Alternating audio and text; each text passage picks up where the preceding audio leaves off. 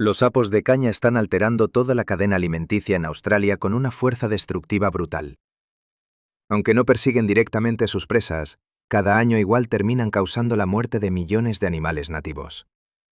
La gente quiere eliminarlos, y durante muchas décadas las autoridades han probado cientos de proyectos distintos, pero casi ninguno ha dado resultados de verdad.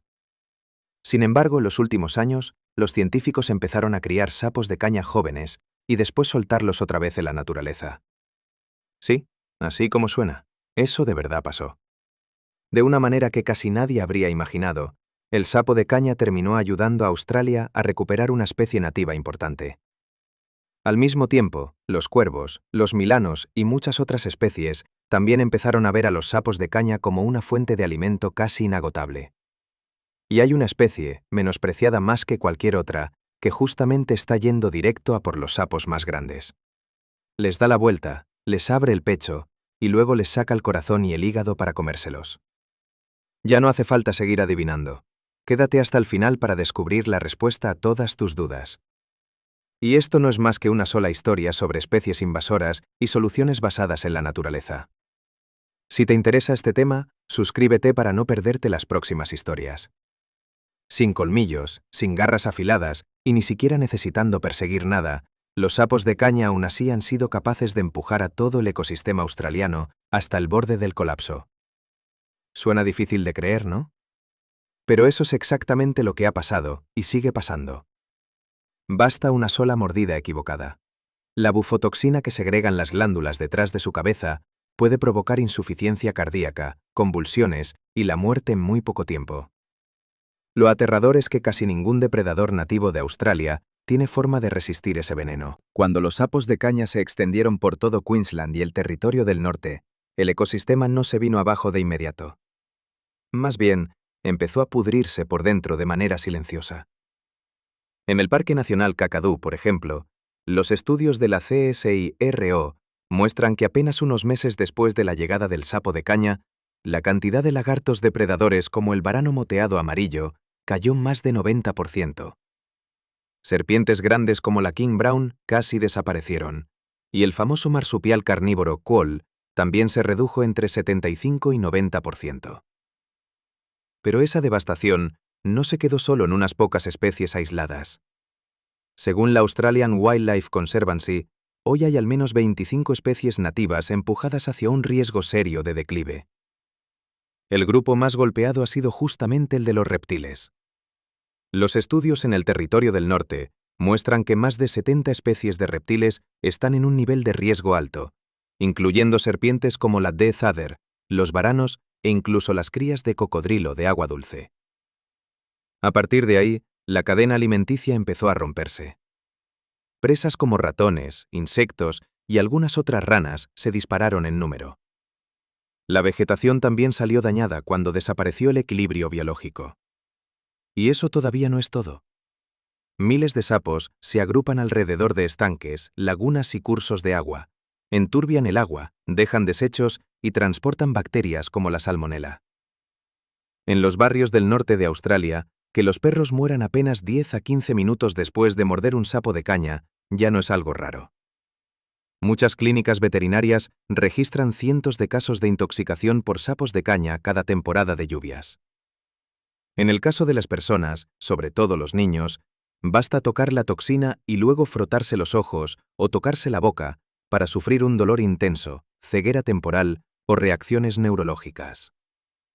Y todo este desastre al final empezó como una solución agrícola. En 1935, soltaron 2.400 sapos de caña en Gordon Vale, Queensland, con la esperanza de que controlaran a los escarabajos que estaban devastando los campos de caña de azúcar, una industria que vale miles de millones de dólares cada año. Esos sapos fueron traídos desde Hawái, aunque su origen inicial estaba en Centroamérica y Sudamérica. Pero los científicos de aquella época pasaron por alto un detalle clave. Los escarabajos que dañan la caña viven en las partes altas del tallo, mientras que los sapos de caña no pueden trepar. Las dos especies casi nunca se cruzan. El resultado fue que los sapos no controlaron a esos escarabajos, pero a cambio encontraron para ellos mismos un paraíso nuevo. Sin depredadores naturales, capaces de soportar temperaturas desde 41 grados Fahrenheit hasta 104 grados Fahrenheit, y además poniendo hasta 30.000 huevos de una sola vez y haciéndolo 2 veces al año, sus números empezaron a explotar. En menos de un siglo, a partir de apenas unos miles de individuos iniciales, la población de sapos de caña subió a más de 200 millones, según las estimaciones del gobierno australiano.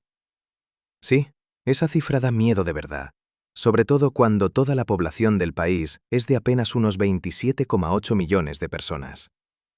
Claro que la gente y el gobierno de Australia no se quedaron de brazos cruzados viendo cómo pasaba todo esto.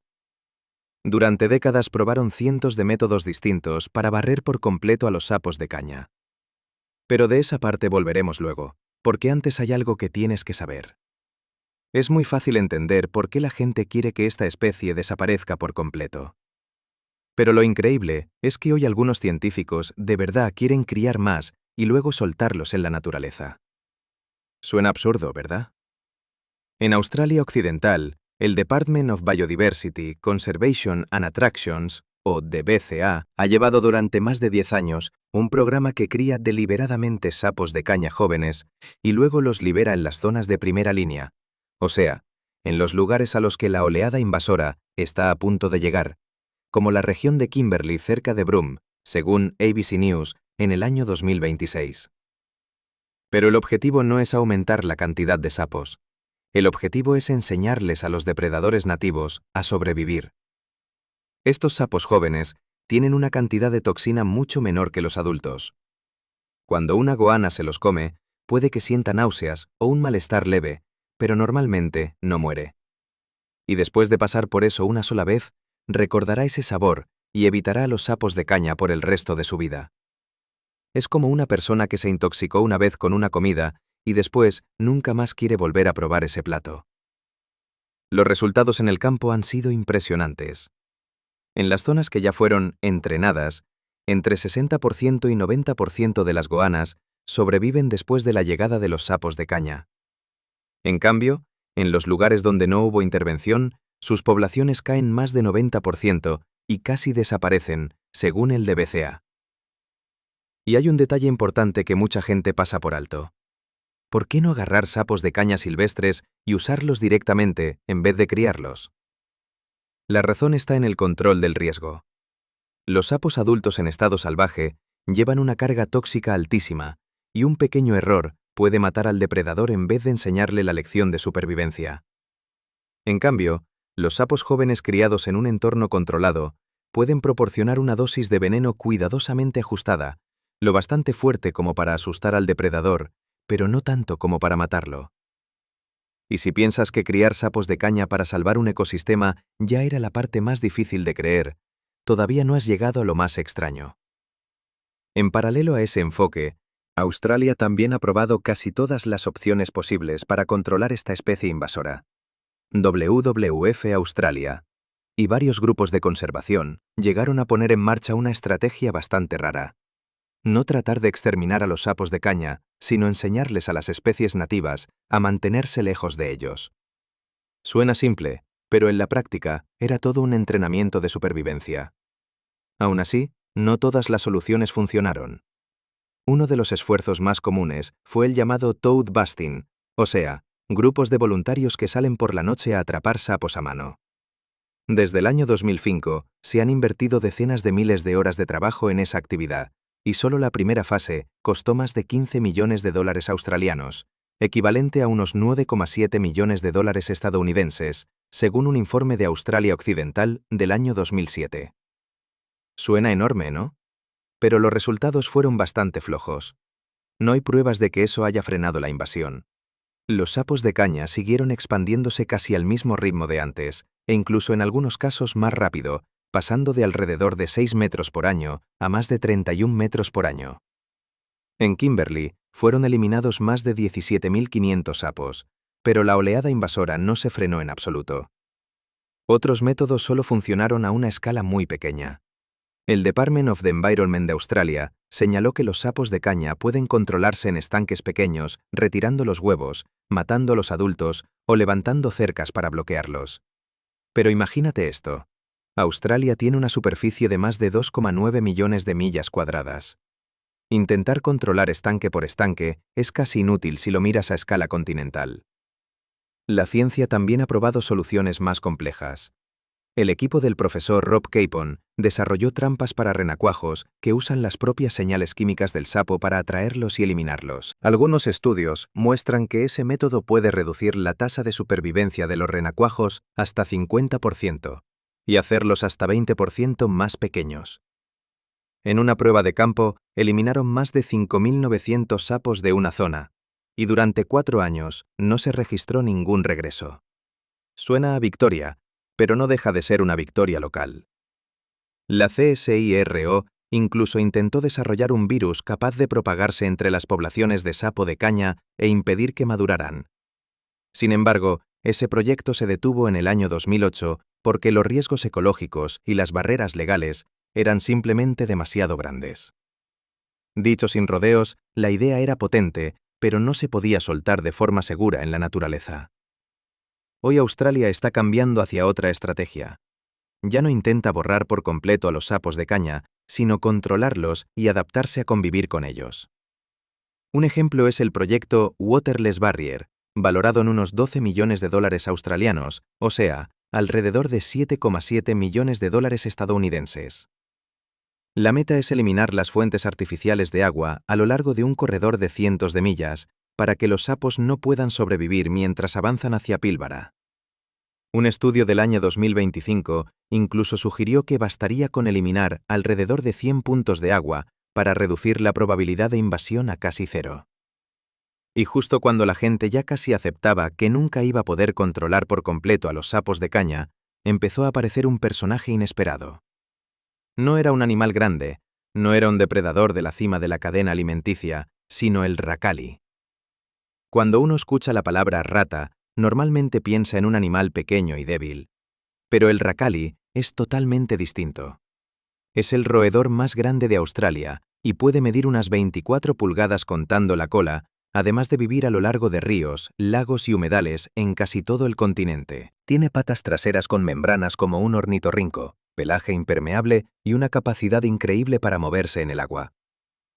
De hecho, Australia solo tiene 2 mamíferos semiacuáticos nativos, el ornitorrinco y el racali.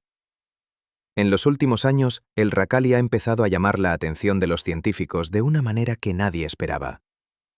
En una encuesta de ABC National Science Week, incluso fue elegido como el animal más subestimado de Australia. Pero según los investigadores de Bush Heritage Australia y ABC Radio Nacional, el racali va mucho más allá de la imagen de un roedor común.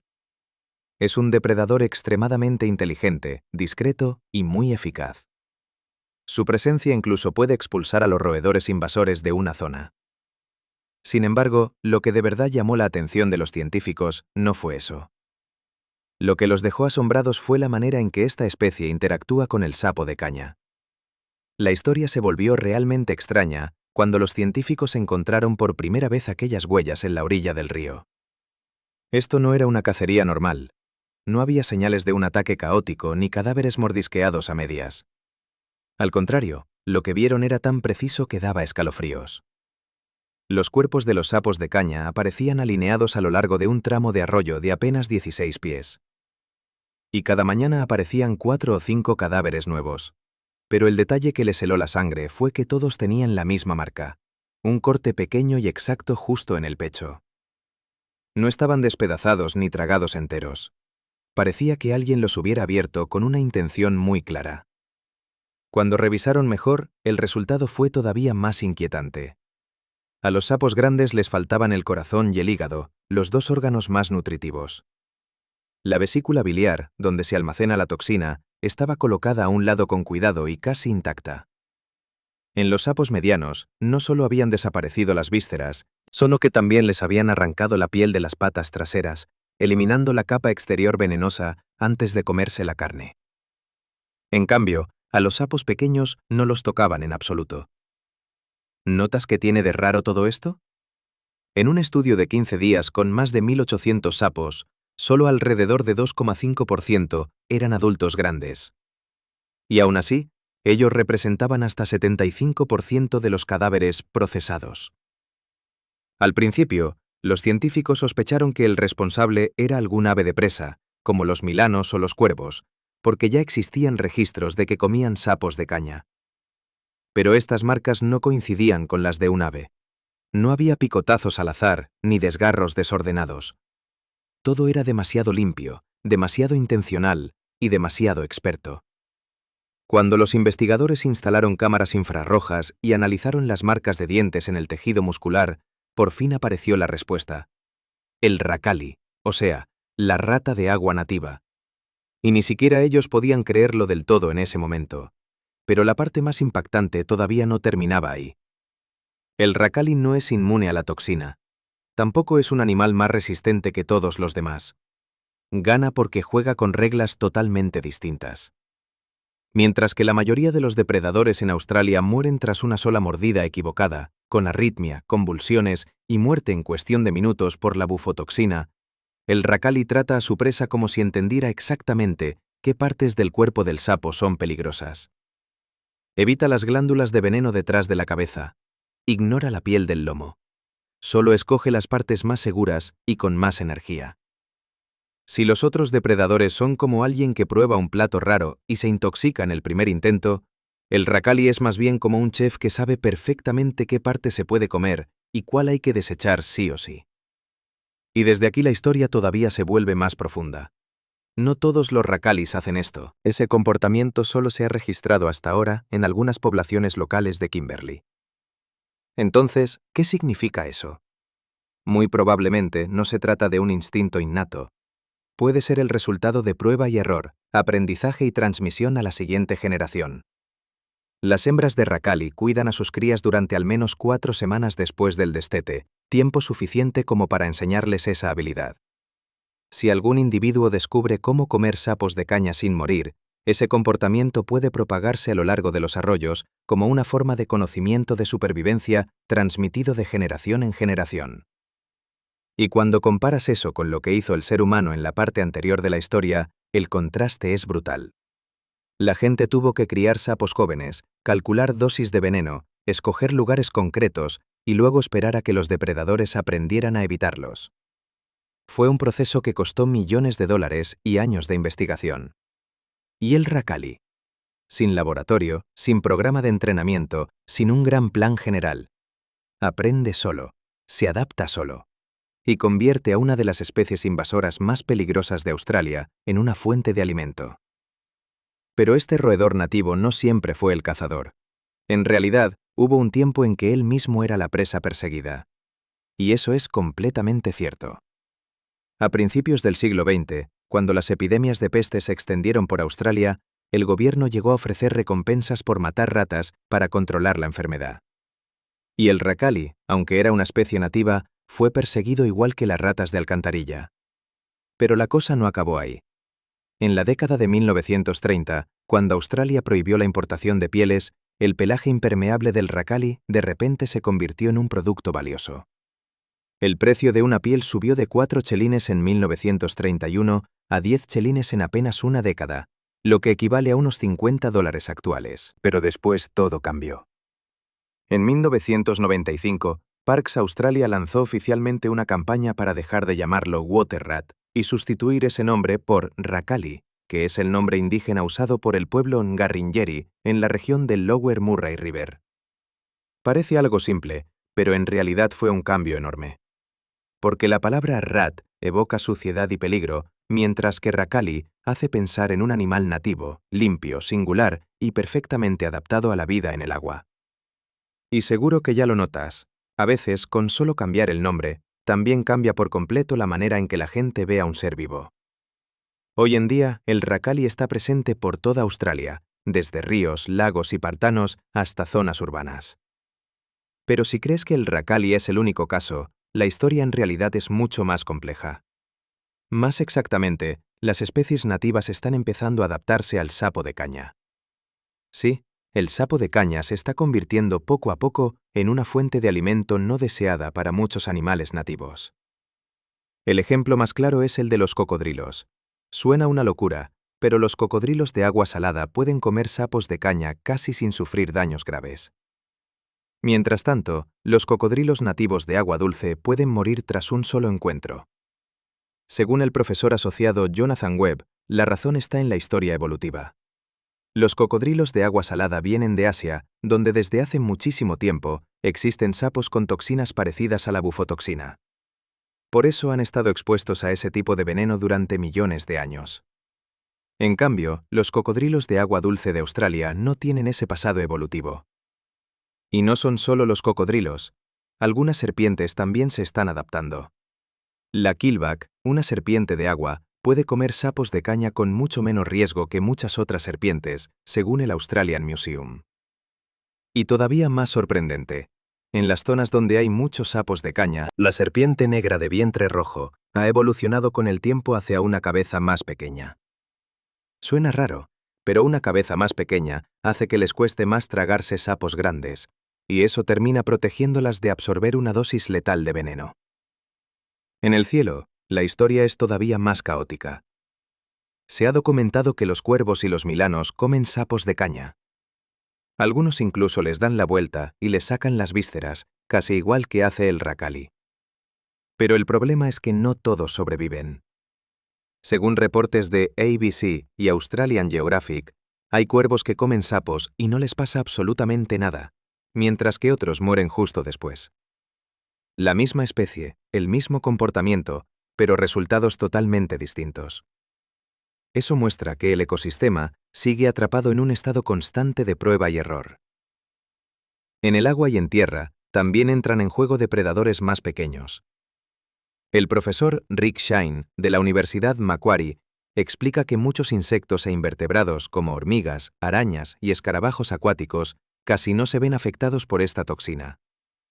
Las larvas de libélula, los escarabajos buceadores y también los cangrejos de río de agua dulce comen huevos y renacuajos de sapo de caña. Imagínate miles de huevos de sapo de caña dentro de un charco, mientras cientos de criaturas diminutas los van limpiando poco a poco en silencio. Pero la situación no es tan simple como para decir que la naturaleza ya recuperó el control. Por ejemplo, las hormigas normalmente solo atacan cuando el sapo aún es pequeño, está herido o ya ha sido volteado. Las arañas logo pueden matar sapos adultos, pero esos casos siguen siendo raros. Algunas aves como las water hens también han sido vistas sacando las vísceras de los sapos de caña para dárselas a sus crías, pero los científicos todavía no saben con certeza si esas aves sobreviven después o no. Al final, puede que el ecosistema australiano nunca vuelva a ser exactamente como era antes, pero lo asombroso es que no se ha quedado quieto esperando morir. Día tras día sigue aprendiendo, sigue adaptándose de maneras que ni siquiera los seres humanos habían previsto. Y en lo más profundo, poco a poco, se está formando un nuevo conjunto de reglas, donde los que parecían más débiles pueden terminar convirtiéndose en la fuerza que cambie toda la partida.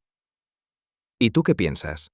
Según tú, ¿quién será de verdad el que logre controlar a los sapos de caña en el futuro? Déjame tu opinión en los comentarios y no olvides suscribirte para no perderte más historias reales, extrañas, intensas y llenas de sorpresas del mundo natural.